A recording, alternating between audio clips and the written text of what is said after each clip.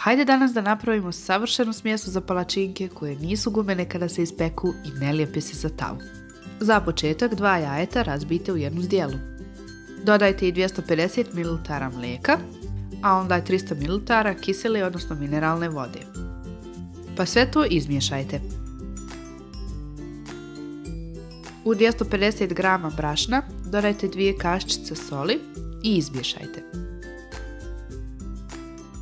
U smjesu dodajte 1 kesicu vanilin šećera, a onda brašno postepeno dodavati uz konstantno miješanje. Volim da znam odakle me pratite, pa mi pišite u komentarima odakle gledate moj video.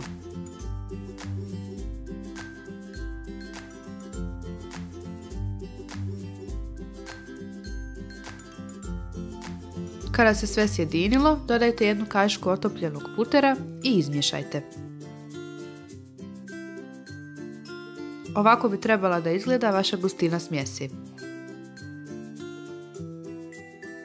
Najprije tavu premazati sa vrlo malo ulja, ako vam ostane viška to pokupite ubrusom, a tavu ugrijati na najvećoj temperaturi pa smanjiti na srednje jako.